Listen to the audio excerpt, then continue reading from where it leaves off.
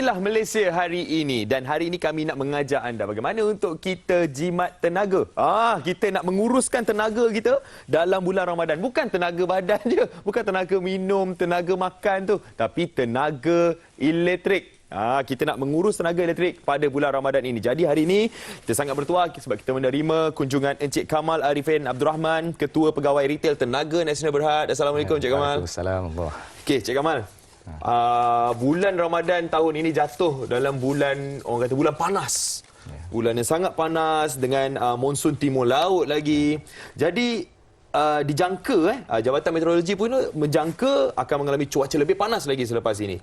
Jadi sejauh mana sebenarnya benda ni memberikan kesan kepada penggunaan tenaga elektrik yang digunakan oleh pengguna-pengguna di rumah? Terima kasih Saudara Haziq. Pertama sekali saya ucapkan terima kasihlah kepada MHI kerana menjemput Tenaga Nasional untuk berbicara tentang isu perkara inilah.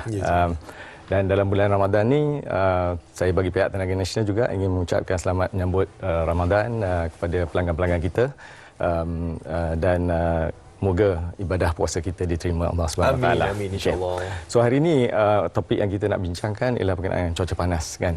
Kita tahu Met Malaysia telah pun mengeluarkan kenyataan bahawa cuaca panas akan berlaku daripada bulan Februari sehingga ke bulan Jun. Dan kita nampak dah fenomena ini berlaku di bahagian utara Malaysia. Dan hari ini juga Met Malaysia mengeluarkan kenyataan bahawa cuaca suhu akan mencapai tahap 35 darjah Celsius pada hari ini. Jadi fenomena ini memang kita lihat sentiasa berlaku saban tahun sekarang ini. Hampir setiap tahun daripada bulan Jun, Februari hingga ke Jun, cuaca akan menyebabkan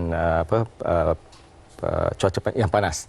Jadi kesan dia kepada penggunaan tenaga secara langsung dan secara tidak langsung. Saya bagi contohlah. Kalau kita letak kereta kita dalam keadaan cuaca panas yang terik, kemudian kita masuk ke dalam dan on aircon. Paling kuat. Dia akan ambil masa yang lama untuk menyejukkan kereta itu. Dan hasil daripada kesan itu, penggunaan tenaga kereta juga bertambah. Walaupun kita kata kita menggunakan kereta yang sama, kadar yang sama, tetapi because of the cuaca panas itu menyebabkan aircon itu terpaksa bekerja lebih kuat, contohnya. Jadi kita melihat penggunaan permintaan tenaga ini bertambah hampir 10% sejak daripada awal bulan Februari. Ini menunjukkan berlakulah peningkatan permintaan beban tenaga yang seiring dengan cuaca panas. Dan fenomena ini kita lihat setiap tahun. Hampir setiap tahun perkara itu berlaku dalam bulan Februari sehingga Jun. Dan sudah tentu memberi kesan kepada pengguna yang menggunakan bil elektrik lah. Ya, tapi sebelum ni kita jarang Cik Kamal kan nak fikir pasal implikasi terhadap kos penggunaan elektrik semasa bulan Ramadan. Tak fikir pun. Tak fikir. Tapi tahun ni kita fikir sebab panas tu.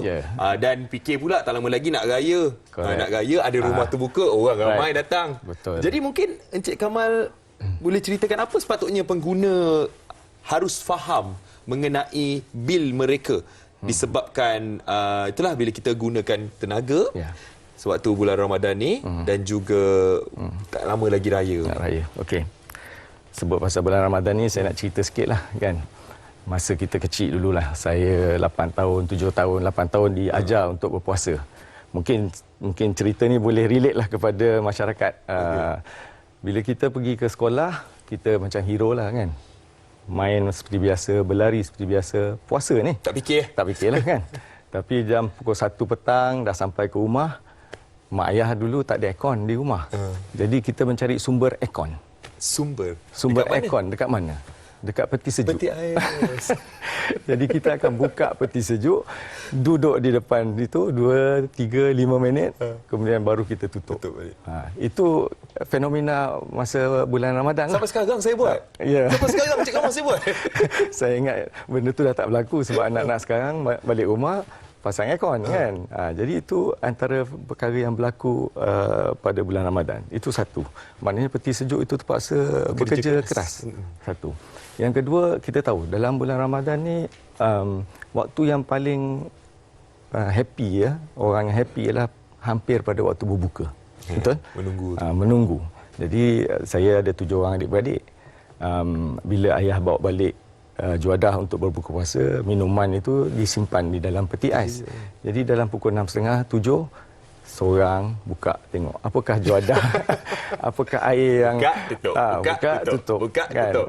Jadi Banyak lah. guna banyak. Tengok ni hari ni air ni bulan puasa cerita ni cendol kan. Tutup. Ni buka air cincau. Rasa haus pula. Jadi 7 orang yang berperangai seperti itu. Jadi kesan dia ni, inilah nasib peti ais pada waktu bulan Ramadan. Kesian peti ais. Saya pun sekarang ni baru terfikir kesian mak ayah saya sebab terpaksa bayar bil yang lebih tinggi sebab kita berperangai seperti ini untuk hampir 1 bulan kan. Jadi dalam keadaan bulan Ramadan ni kita juga melihat bahawa perubahan-perubahan daripada penggunaan elektrik yang berlaku. Dalam bulan Ramadan ni kita tahu aktiviti di bahagian malam telah meningkat. In fact, sekarang dalam keadaan cuaca yang panas pun kita tengok permintaan beban pada waktu malam pun telah pun meningkat. Jadi dalam bulan puasa, bulan Ramadan ni kita masak sahur. Jadi selalunya lama. Api yang penggunaan elektrik yang ditutup pada malam hari, sekarang kita dah guna. Siang hari masak untuk berbuka, malam untuk bersahur, bertadarus dan sebagainya. Jadi tabiat penggunaan elektrik itu berubah dan permintaan itu menyebabkan kita menggunakan elektrik ini lebih tinggi dalam bulan Ramadan ini. Jadi menyebut tentang Ramadan dan hari raya kan. Setengah bulan pertama Ramadan kita membuat aktiviti yang biasalah, kita bertadarus, sembahyang pagi dan sebagainya. Tapi masuk separuh masa Ramadan yang kedua, mulalah aktiviti buat kuih. Jadi menggunakan oven. Kita balik sekolah dulu, duduk depan oven, tengok mak kita buat kuih, tunggu kuih tu siap. Maknanya duduk kerja. Oven tu pun pula kena bekerja. Oven tu bekerja. Dan kita juga ada kawan-kawan yang berniaga. Contohnya buat kuih tart untuk dijual sewaktu hari raya. Kemudian ada juga rakan-rakan yang sekarang ni dah menerima tempahan untuk hari raya aiskrim Malaysia. Ini yang popular kan. Jadi ramai usahawan-usahawan yang berniaga memulakan perniagaan daripada rumah, mempunyai apa yang dipanggil freezer di rumah, oven di rumah. Dan setengah bulan kedua Ramadan, aktiviti itu semakin meningkat. Jadi penggunaan itu akan meningkat. Dan bila kita kata cerita tadi, masuk hari raya, lagilah open house-nya, gosok baju setiap minggu. Orang datang tak berhenti. Datang pergi. Jadi ini semua akan mengakibatkan penggunaan tenaga yang banyak. Jadi di sinilah kita nak berkongsi bahawa supaya pengguna itu memerhatikan bagaimana penggunaan tenaga ini kerana ia akan melibatkan bil yang akan dikeluarkan sebulan daripada sekarang. So kita tengok watt dia lah kan. Kita kena perhatikan betul. Kadar dia. Jadi cakap pasal kadar tu kan. Jadi kalau orang kata kalau kita ada guna watt dia lebih sikit, dia punya kadar lain kan. Jadi mungkin Cik Kamal boleh ceritakan mengenai kadar. Jadi saya nak berkongsi dekat sini kesan kepada kita menggunakan elektrik yang berlebihan. Kalau kita boleh tunjuk tarif kita kita tengok di skrin tu, tarif ini didesain ada 5 peringkat lah, 5 tahap ya. Jadi kalau kita kata kita menggunakan lebih, maka kadar yang dikenakan itu juga lebih tinggi ya. Dia macam income tax lah. Lagi banyak gaji, lagi tinggi dia punya percentage tax. Jadi dalam konteks ini, ianya didesain ataupun direka bentuk untuk menggalakkan pengguna supaya berjimat cermat. Jadi berjimat cermat, berhemah. Jadi gunakan pada kadar di bawah 600 kW. Kerana di bawah kadar 600 kW tu lebih kurang dalam RM230. Dan 85% pengguna Malaysia berada di paras 600 kW ke bawah. Masih berjimat cermat. Baguslah ya Malaysia. Alhamdulillah kan. Jadi kesan dia ialah mereka ni mendapat 2 perkara. Satu, rebate 2 sen ICPT. Yang kedua, mereka tidak dikenakan SST. Jadi dua-dua tu dapat Dua-dua dapat. Jadi kerajaan hari ini yang sangat prihatin kepada rakyat, menggalakkan penjimatan tenaga di bawah paras 600 kW ni yang hampir 7 juta pelanggan kita, tidak dikenakan SST. Jadi gunalah elektrik secara berhemah. Tapi inilah kita minta sendiri Encik Kamal lah bagi tips dan nasihatlah kepada pengguna-pengguna elektrik ni. Bagaimana untuk kita gunakan secara berhemah untuk kita mengawal dan juga menjimatkan penggunaan tenaga harian. Macam saya sebut tadi, perkara pertama ialah SST tidak dikenakan di bawah paras 600 kW ke bawah. Sekiranya melebihi paras 600, hanya perbezaan itu sahaja yang dikenakan. Tadi saya sebut tadi kan 230, kalau bil tu 250, hanya RM20 saja yang dikenakan SST 8%. Jadi kurangkanlah penggunaan di bawah 600 kW pertama. Yang kedua, kita juga ada tips-tips yang kita selalu keluarkan melalui kita punya Facebook Tenaga Nasional. Tips untuk menjimatkan tenaga. Macam mana kita guna aircon, bersihkan aircon itu, cuci supaya aircon itu lebih efektif dan lebih efisien.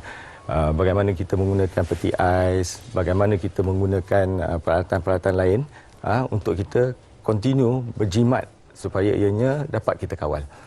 Dan kita sarankanlah juga kalau peralatan itu dah usang, tukar kepada yang 5 bintang kan. Jadi macam kawan-kawan yang meniaga aiskrim tu kan, pastikan freezer tu adalah 5 bintang. So jadi dia on 24 jam. Dia on 24 jam dan kita boleh jimat kan. Dan untuk pengguna-pengguna di Lembah Kelang terutama Kuala Lumpur, Melaka, Putrajaya dan Selangor, kita telah pun pasang meter pintar. Meter pintar ni boleh kita lihat, downloadkan apps MyTMB. Dan pengguna boleh melihat penggunaannya hampir setiap hari. Boleh tahu hari ni guna berapa, besok guna hari berapa. Hari ni boleh guna berapa dan mereka boleh kawal. Dan mereka boleh setkan bajet. Katakan 230 adalah bajet maksimum. 75% daripada 230 akan mendapat notifikasi mengatakan bahawa tuan telah mencapai 75% daripada penggunaan 230. Jadi itu adalah tips-tips yang kita telah berikan untuk kita terus bagi maklumat ini kepada pelanggan kita. Sebenarnya banyak cara untuk kita mengurus tenaga dan juga kita menggunakan bagaimana kita cara nak menggunakan tenaga kita, tenaga elektrik sewaktu bulan Ramadan ni. Dan kita dah kena standby dah untuk bulan Syawal pula tak lama lagi ni. Cik Kamal pun dah bagi kita nasihat. Simpan nasihat ni baik-baik dan try lah gunakan smart meter tadi tu. Ya, smart meter dan apps MyTMB apps. Guna sepenuhnya lah untuk memantau penggunaan. Ya, memantau penggunaan anda. Jadi kita ucapkan terima kasih kepada Ketua Pegawai Retail Tenaga Nasional Berhad, Encik Kamal Arifin Abdul Rahman di atas nasihat tadi. Dapatlah kita belajar serba sedikit mengenai penggunaan tenaga elektrik di bulan Ramadan. Selepas ini kita akan bersama dengan UNIC dan Venus.